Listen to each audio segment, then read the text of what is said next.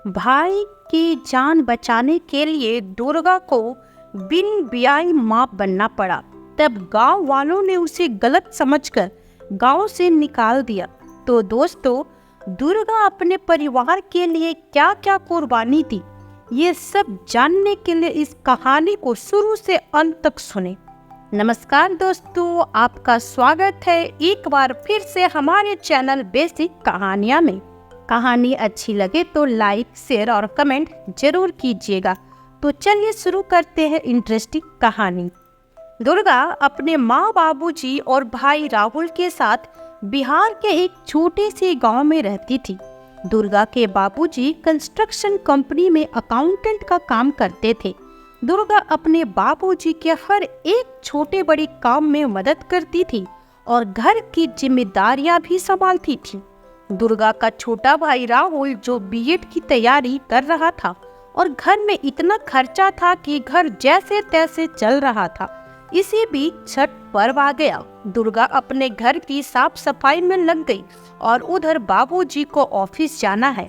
उनके लिए जल्दी से टिफिन भी तैयार कर दी और बाबूजी को जाते जाते कहती है, ऑफिस से जल्दी आ जाइएगा, छठ घाट जाना है। उधर बाबूजी ऑफिस पहुंचते हैं और मालिक से कहते हैं कि मुझे आधे दिन के लिए छुट्टी दीजिएगा क्योंकि आज छठ पूजा है और मुझे छठ घाट जाना है। तो मालिक यह बात सुनकर गुस्सा हो जाते हैं और दुर्गा के बाबूजी को खूब बुरा भला सुनाते हैं। यह सुनकर बाबूजी बहुत दुखी हो जाते हैं और सोचते हैं कि जिस कंपनी का मैंने 20 साल सेवा की वह यह सिला दे रहा है। फिर बाबूजी जल्दी से सभी काम पूरा करके घर आ जाते हैं और उसके बाद पूरे परिवार के साथ छठ घाट जाकर पूजा करते हैं। दूसरे दिन दुर्गा की माँ कहती है कि ओ जी, राशन खत्म हो रहा है, ऑफिस से लौटते वक्त राशन लेते आइएगा। पर दुर्गा के बाबूजी और उनके मालिक के बीच आए दिन खटपट होती रहती है। उस दिन दुर्गा के बाबूजी ऑफिस पहुंचते हैं और पैसा एडवांस मांगते हैं तो मालिक आग बबूला हो जाता है और खूब बुरा भला कहकर ऑफिस से निकाल देता है। यह सब बातें सोचते सोचते बाबूजी जमीन पर गिर जाते हैं। तभी आसपास के लोग जल्दी से हॉस्पिटल ले जाते हैं और दुर्गा को भी खबर करते हैं कि आपके बाबूजी को हार्ट अटैक आया है। यह सुनते ही दुर्गा अपनी माँ के साथ दौड़ते भागते हॉस्पिटल पहुंची। तब डॉक्टर साहब ने कहा कि आपके बाबूजी अब कभी बोल नहीं सकते हैं और न ही चल फिर सकते हैं। यह बात सुनकर दुर्गा को बहुत धक्का लगा और उसकी माँ कहने लगी, घर में कमाने वाला ही जब बिस्तर पर पड़ गया तो अब महीने का राशन कैसे चलेगा। फिर दुर्गा छठी मैया से प्रार्थना करने लगी, हे छठी मैया, ये क्या हो गया। फिर दुर्गा को आश्वासन देते हुए उसकी माँ कहती है, यह नियति का देन है, सब ठीक हो जाएगा। दुर्गा अब धीरे धीरे अपने घर की जिम्मेदारी संभालने लगी, छोटे मोटे काम करने लगी। तभी दुर्गा को गाना गाने का प्रस्ताव आया। दुर्गा ने गाना गाने के प्रस्ताव को स्वीकार करते हुए भक्ति गीत गाई और उससे जो पैसा मिला उस पैसे से बाबूजी के लिए व्हील चेयर, भाई राहुल के लिए शर्ट और अपनी माँ के लिए साड़ी और चप्पल लाई। अभी घर की आर्थिक स्थिति पूरी तरह खराब ही थी कि तभी अचानक राहुल की तबीयत खराब हो और जल्दी से अस्पताल ले जाना पड़ा। टेस्ट कराने से पता चला कि उसे ब्रेन ट्यूमर है और डॉक्टर साहब ने कहा जल्दी से ऑपरेशन कराना पड़ेगा, उसके लिए 10 लाख रुपया खर्चा होगा। यह सुनकर दुर्गा को एक और जोर का झटका लगा और आंखों में आंसू आ गए। दुर्गा सोचने लगी कि इतना पैसा कहाँ से आएगा। दुर्गा फिर से छठी मैया को याद करने लगी और कहने लगी, हे छठी मैया, ये सब क्या हो गया, अब मैं अपने भाई को कैसे बचाऊंगी। तभी छठी मैया ने दुर्गा को एक उम्मीद की किरण दिखाई। उसी अस्पताल में सुरेश और कमला भी थे जो दुर्गा और उसकी माँ की सारी बातें सुन लेते हैं। फिर दोनों अचानक दुर्गा के घर पहुँचते हैं और दुर्गा से आकर कहते हैं कि तुम ही मेरी पत्नी की खुशियाँ वापस ला सकती हो। दुर्गा कहती है, वो कैसे। तभी सुरेश ने रोते हुए कहा, मेरी पत्नी कभी माँ नहीं बन सकती। तुम मेरे लिए सेरोगेटेड माँ बनकर मेरे घर में खुशियाँ ला सकती हो। इसके लिए हम तुम्हें 10 लाख रुपया देंगे। हमें पता है कि तुम्हें अपने भाई को बचाने के लिए 10 लाख की जरूरत है और तुम्हारे पास समय भी नहीं है। हम भी किसी ऐसे को ही ढूंढ रहे हैं। हमने अस्पताल में तुम्हारी और तुम्हारी माँ की सारी बातें सुन ली थी। हमें बच्चे की जरूरत है और तुम्हें पैसों की। समझ लो कि छठी मैया हम दोनों की विनती सुन ली है। यह बात सुनकर दुर्गा की माँ गुस्सा हो जाती है और दुर्गा को कहती है, तुम इस प्रस्ताव को ठुकरा दो, नहीं तो तुम्हारी जिंदगी बर्बाद हो जाएगी। लेकिन दुर्गा के सामने भाई का ऑपरेशन दिखाई दे रहा था, तो दुर्गा करे तो क्या करे। फिर दुर्गा सेरोगेटेड माँ बनना स्वीकार करते हुए 10 लाख रुपया लेकर अपने भाई राहुल की जान बचाती है। राहुल धीरे धीरे ठीक होकर वापस घर आ जाता है और सरकारी नौकरी की तैयारी में जुट जाता है।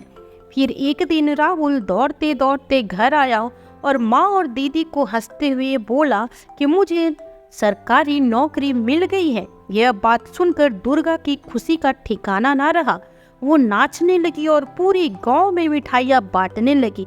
फिर एक दिन दुर्गा के फूफा जी दुर्गा के माँ को फोन करते हैं, मेरे पास राहुल के लिए एक अच्छा रिश्ता आया है, मैं लेकर 1-2 दिन में आता हूँ। फूफा जी रिश्ता लेकर आते हैं और सबको लड़की भी पसंद आती है और फिर राहुल की शादी रेखा से हो जाती है। राहुल अपने पूरे परिवार के साथ नए घर में शिफ्ट हो जाता है और सभी हंसी खुशी रहने लगे। इधर दुर्गा में माँ बनने का लक्षण दिखाई देने लगा। दुर्गा की भाभी को शक होने लगा कि दीदी माँ बनने वाली है। उधर सुरेश और कमला दुर्गा से नए घर में मिलने जा रहे थे। तभी दोनों का अचानक एक्सीडेंट हो गया और दोनों कोमा में चले गए। इस बात की भनक दुर्गा को नहीं थी। एक दिन गांव की औरतें दुर्गा की भाभी को देखने आई। तभी दुर्गा की तबीयत खराब हो गई और दुर्गा उल्टी करने लगी। यह सब गांव की औरतें देखकर कानाफूसी करने लगी और कहने लगी कि लगता है दुर्गा माँ बनने वाली है। इधर राहुल की पत्नी रेखा को हमेशा दुर्गा से खिटपिट होती रहती थी, क्योंकि राहुल हमेशा अपनी पत्नी से ज्यादा अपनी दीदी को वैल्यू देता था और रेखा सोचती थी कि कब मुझे ऐसा मौका मिले कि इनको घर से बाहर निकाला जाए। अचानक दुर्गा का तबीयत खराब हो गया तो राहुल ने तुरंत डॉक्टर को बुलाया। डॉक्टर ने जब दुर्गा को देखा तो उसको देखने के बाद कहा कि दुर्गा माँ बनने वाली है। यह बात सुनकर राहुल बहुत गुस्सा हो गया और डॉक्टर को कहने लगा कि आप गलत बोल रहे हैं। डॉक्टर से मारपीट करने लगा। फिर अपनी दीदी से पूछने लगा कि क्या बात सही है। दीदी चुपचाप हो गई और कुछ बोल नहीं पा रही थी। फिर राहुल रोते हुए रूम से बाहर चला जाता है और उसके पीछे पीछे रेखा भी चली जाती है और राहुल से कहने लगती है, तुम दीदी को सभी सावित्री समझते थे और दीदी ने आज पूरे समाज में नाक कटा दिया। अब गांव वालों के सामने कैसे मुंह दिखाएंगे। धीरे धीरे पूरे गांव में खबर फैल गई और दुर्गा का घर से बाहर निकलना दुर्लभ हो गया। समय बीतता जा रहा था। दुर्गा का माँ बनने का समय नजदीक आ रहा था और उधर रेखा भी राहुल के बच्चे की माँ बनने वाली थी। फिर एक दिन अचानक दुर्गा के पेट में दर्द उठा। दुर्गा की माँ दौड़ते हुए राहुल के पास गई, बोली, बेटा तेरी दीदी को अस्पताल में ले जाना है तो चलो चलते हैं। लेकिन रेखा ने राहुल को जाने से मना कर दिया। कहा कि अगर तुम जाओगे तो तुम मेरे बच्चे का मुंह नहीं देख पाओगे। जिस चक्कर में राहुल नहीं जा पाया। फिर दुर्गा की माँ गांव वालों से मदद के लिए भीख मांग रही थी, पर किसी ने उनकी मदद नहीं। दुर्गा की माँ दौड़ते भागते सभी गांव वालों के पास जा जाकर मदद की भीख मांग रही थी, परंतु किसी ने भी उनकी मदद नहीं की। तब दुर्गा की माँ खुद एक थैला लेकर आई और अपनी बच्ची दुर्गा को लेकर हॉस्पिटल चल पड़ी। लेकिन दर्द इतना तेज था कि बीच रास्ते पहुँचते पहुँचते दुर्गा चिल्लाने लगी और माँ माँ करके रोने लगी। दुर्गा की माँ छठी मैया को याद करने लगी और कहने लगी मेरी बच्ची को बचा लीजिए माँ। तभी छठी मैया सहारा बनते हुए 4 औरतों को भेजी। फिर सभी औरतों ने मिलकर दुर्गा की मदद की और बीच रास्ते में चारों तरफ से घेर कर दुर्गा के बच्चे का जन्म करवाने में मदद करती है और दुर्गा एक सुंदर लड़की को जन्म देती है। जब दुर्गा बच्ची को लेकर घर आती है तो राहुल और उसकी भाभी रेखा घर में रखने से मना कर देते हैं। रेखा दरवाजे पर खड़ी हो जाती है और दुर्गा से कहती है, पता नहीं ये किस पाप की निशानी है, इसके साथ मुंह काला की थी। तब दुर्गा की माँ कहती है, जब दुर्गा इस घर में नहीं रहेगी तो मैं भी नहीं रहूंगी। यह बात सुनकर रेखा कहती है, तो ठीक है चले जाओ और साथ ही बाबूजी को भी लेकर जाओ। तब दुर्गा अपनी बच्ची के साथ माँ और बाबूजी को लेकर गांव से बाहर चली जाती है और अपने पुराने घर में जाकर रहने लगती है। दुर्गा पर मानो दुखों का पहाड़ सा गिर पड़ा। जैसे तैसे उसके दिन कट रहे थे। इन लोग उसको ताना देते, कहीं भी घर से बाहर जाती तो लोग ताना देते और कहते कि इस कुलच्छनी का अगर मुंह देख ले तो हमारा दिन खराब हो जाएगा। इतनी नीच हरकत तो हमारे गांव की किसी बेटी ने नहीं किया। फिर भी ये बेशरम लड़की पूरे गांव में घूमती है। किसी ने तो यहाँ तक कह दिया कि इसके भाई ने तो ठीक ही किया जो इससे सारा रिश्ता नाता तोड़कर घर से निकाल दिया। हर दूसरे दिन ताना देते भूलते नहीं थे गांव के लोग, लेकिन गांव के लोग और भाई राहुल पीछे की सच्चाई नहीं जानते थे। इधर दुर्गा अपनी बच्ची का पालन पोषण करने के लिए और माँ बाबूजी की सेवा के लिए मेहनत मजदूरी करना शुरू कर दी। धीरे धीरे समय बीतने लगा। दुर्गा की बच्ची धीरे धीरे बड़ी हो रही थी। एक दिन दुर्गा जब काम से घर आती है तो सबके लिए मिठाइयाँ और राशन का सामान लेकर आती है। तभी दुर्गा की माँ की नजर उसके हाथ पर पड़ जाती है तो कहती है, बेटी ये हाथ में चोट कैसे लगी? लेकिन दुर्गा बहाना करके बात को टाल देती है और घर के अंदर चली जाती है। परंतु सच्चाई तो यह थी कि दुर्गा के बिन ब्याही मां बनने से उसे कोई भी अच्छा काम नहीं मिल रहा था। पहले जो लोग उसे भक्ति गीत गाने का अवसर देते थे, लोगों ने भी दुर्गा को काम देने से मना कर दिया था। गांव के मुखिया, सरपंच, बड़े बड़े पैसे वाले लोग भी अपने घरों में नौकरानी का काम तक देने को तैयार नहीं थे। गांव के मुखिया ने तो दुर्गा को यह कहकर काम नहीं दिया कि अगर तुम जैसी नीच हरकत करने वाली घटिया लड़की को हम अपने घर में नौकरानी का भी काम दिए तो हमारे घर की बेटी बहुएं भी बर्बाद हो जाएंगी। अब दुर्गा के पास कोई उपाय नहीं था। तब दुर्गा ने गांव के ही पास के शहर में एक बड़ी बिल्डिंग बन रही थी, वहीं जाकर मजदूरी करने का फैसला किया। अपने माँ और बाबूजी को झूठ बोल कि वो पास के शहर में कपड़े के शोरूम में काम करती है। रोज सुबह मजदूरी करने चली जाती थी, जिस कारण उसके दोनों हाथों में जख्म हो गए थे। लेकिन दुर्गा अपनी माँ के पूछने पर बहाना बना देती है। इधर दुर्गा की छोटी बच्ची बाहर खेल रही थी और बाबूजी व्हील चेयर पर बैठे हुए थे। तभी खेलते खेलते कुआं के पास चली जाती है और बाबूजी की नजर जाती है। वे कहने की कोशिश करते हैं कि उस बच्ची को बचाओ, पर किसी का ध्यान उस बच्ची पर नहीं था। दुर्गा के बाबूजी व्हील चेयर से उठने की कोशिश करने लगते हैं, फिर भी उठ नहीं पाते। अपनी आंखों में आंसू लिए छठी मैया को याद करते हैं, हे छठी मैया मुझे शक्ति दो कि मैं इस बच्ची को बचा पाऊं। अगर मेरे सामने इस बच्ची को कुछ हो गया तो मैं अपने आप को माफ नहीं कर पाऊंगा। बाबूजी बहुत कोशिश करते हैं, लेकिन वो अपने बीमारी से लाचार न किसी को आवाज दे पाते हैं और न ही व्हील चेयर से उठ पाते हैं। फिर छठी मैया की कृपा होती है और वो उठकर दौड़ते हुए बच्ची को बचा लेते हैं। व्हील चेयर के गिरने की आवाज से माँ और दुर्गा दौड़ते हुए बाहर आते हैं तो देखते हैं कि बाबूजी तो बच्ची को बचा के गोदी में लेकर खड़े हैं और कहते हैं कि बच्ची अभी कुआं में गिर जाती। ये सब देखकर दुर्गा और उसकी माँ काफी खुश हो गए और कहने लगे कि बाबूजी ठीक हो गए, बाबूजी ठीक हो गए।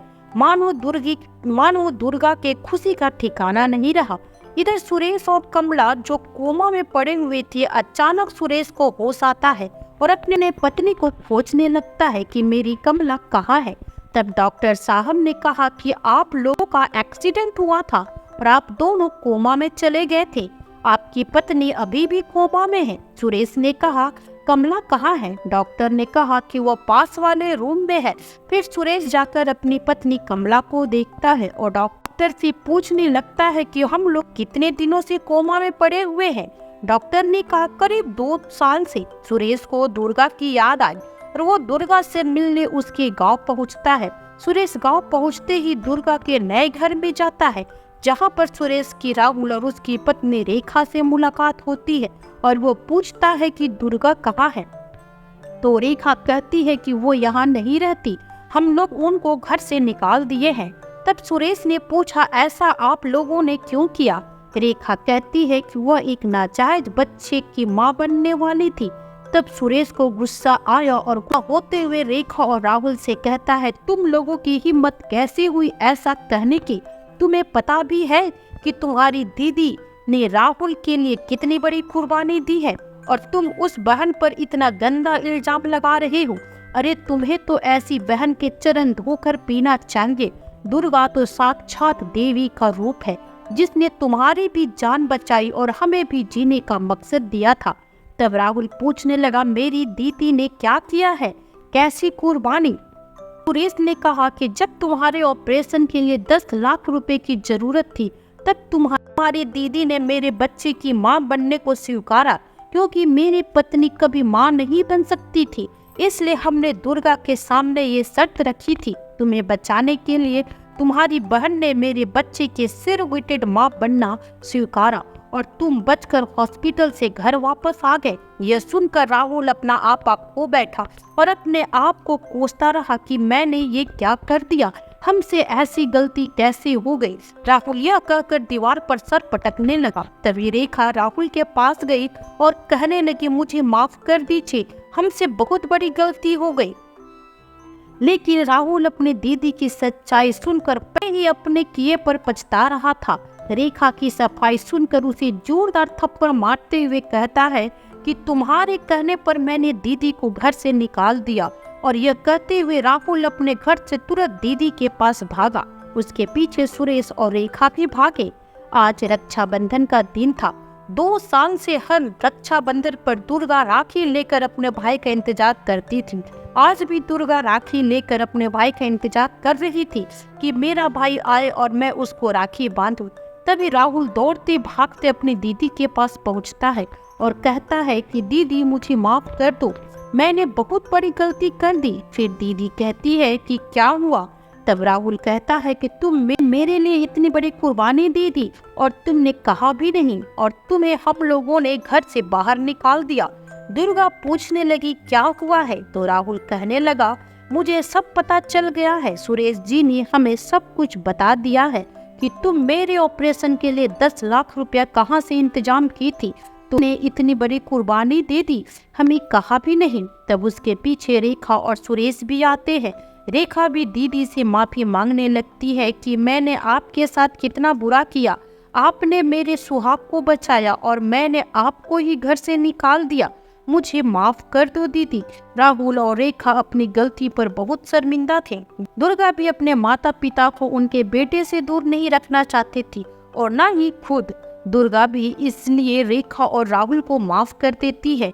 रेखा अपनी सास से भी माफी मांगती है और माँ जी से कहती है कि माफ कर दो माँ जी। उसके बाद बाबूजी के पास जाती है, बाबूजी से भी माफी मांगती है। तभी सुरेश दुर्गा से कहता है कि मैं अपनी बच्ची को लेकर अस्पताल जा रहा हूँ, इसकी माँ इसका इंतजार कर रही है।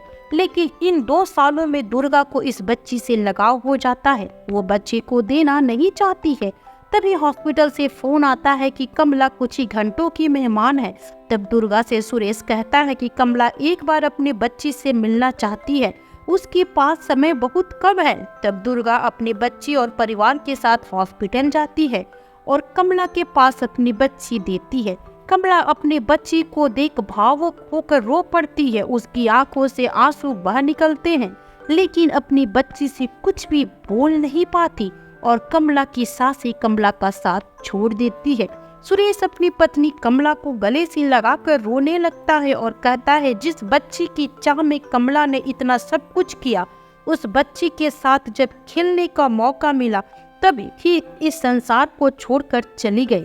फिर सुरेश ने दुर्गा से कहा इस बच्ची को अब तुम ही संभालो, क्योंकि जिसको संभालना था वह तो यह संसार छोड़कर चली गई। फिर दुर्गा अपनी बच्ची और परिवार के साथ घर वापस आ गई। दुर्गा के इस त्याग की खबर पूरे गांव में आग की तरह फैल गई और गांव के सभी लोग दुर्गा से माफी मांगने उसके घर पहुंच गए। सबने दुर्गा से हाथ जोड़कर अपने किए की माफी मांगी। दुर्गा ने भी सबको माफ कर दिया। फिर दुर्गा की माँ अपनी बेटी के सर पर हाथ रखते हुए कहती है, बेटी हो तो ऐसी। दुर्गा के बाबूजी ने सुरेश के सामने दुर्गा से शादी का प्रस्ताव रखा और कहा कि हम अपनी बेटी की शादी तो किसी भी लड़के से करवा सकते हैं, पर दुर्गा ने जिस बच्ची को जन्म दिया है उसे कोई लड़का स्वीकार करेगा कि नहीं मैं नहीं जानता, और दुर्गा भी अपनी बच्ची के बिना शादी के लिए तैयार नहीं होगी।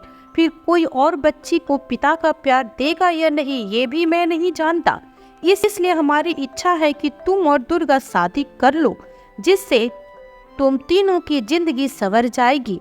दुर्गा के बाबूजी के समझाने पर सुरेश और दुर्गा दोनों अपनी बच्ची के लिए शादी करने को तैयार हो गए। फिर बाबूजी और गांव के सभी लोगों ने दुर्गा की भी शादी कर दी और सभी हंसी खुशी रहने लगी। तो दोस्तों, कैसी लगी आपको आज की कहानी? कमेंट करके जरूर बताइएगा। साथ ही लाइक एंड शेयर करना बिल्कुल न भूलें। फिर मिलती हूँ आपसे न्यू वीडियो में एक नई कहानी के साथ। तब तक के लिए अपना ख्याल रखिए और स्वस्थ रहें। Bye bye.